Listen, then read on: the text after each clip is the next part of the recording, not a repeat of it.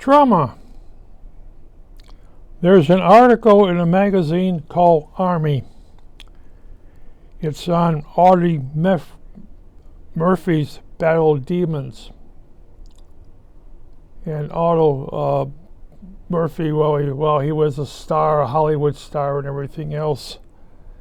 They said that he slept with the lights on and a cock 45 pistol next to him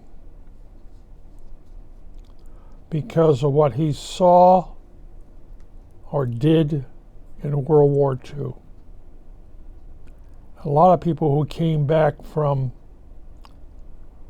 World War II, your parents or your grandparents, my case, my parents, for the rest of their life, they remembered it. My uncle, who was in Special Forces, the Rangers, not Special Forces, Rangers, would break down and cry. For no reason. Something would set him off. He's a tough, skilled guy that goes up the mountainside or fighting nothing. Something would set him off. Something he sees or he hears, and he starts weeping. And my mother wouldn't talk about it either.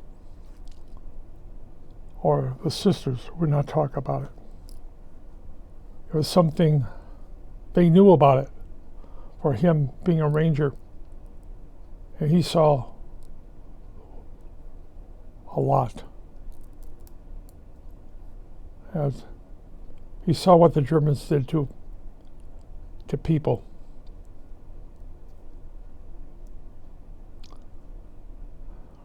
I said, they hated taking German prisoners because what they saw the SS did. Gestapo and SS, in the hands of Rangers, were in serious trouble.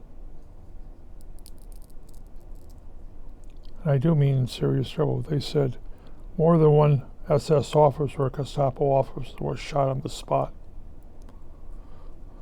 He died in battle. He's a hero to the German people. He died in that thing.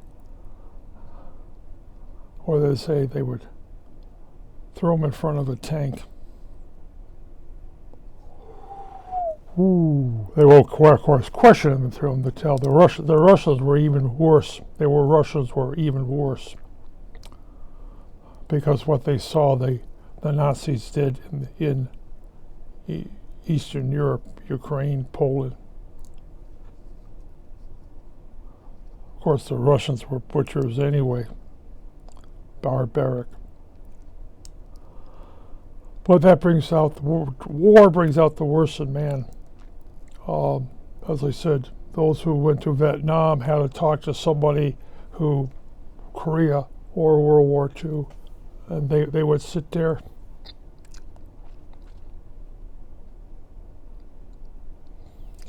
Have roundtable discussions.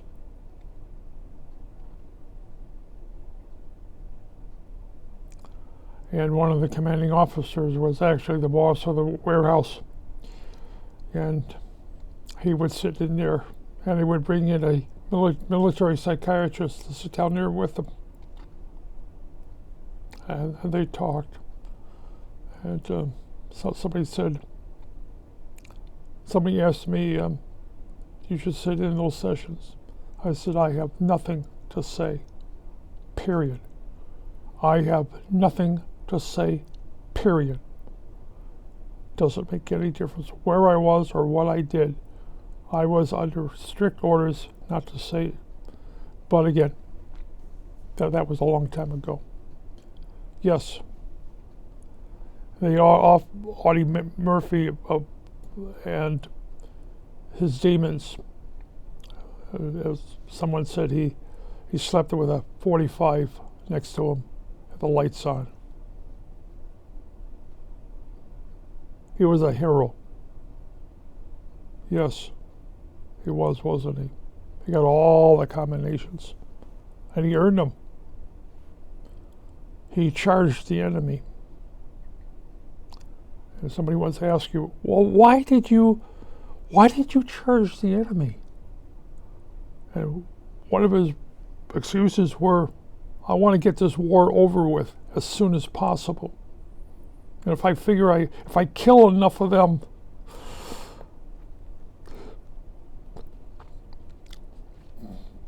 he would stop.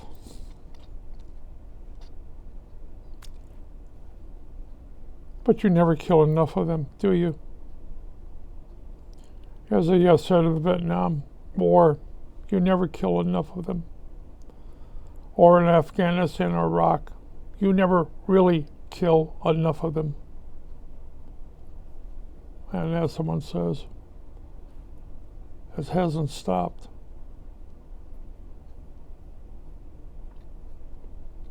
I guess it will never stop.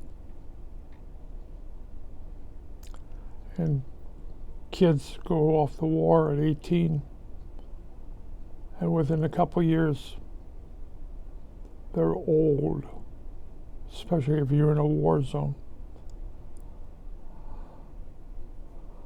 I know a military colonel spent 30 years in service, many times in a war zone, and he says he might as well have just been a chaplain.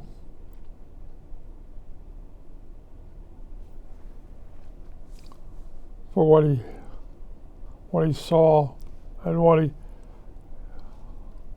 after every battle, he and his men sat down and talked.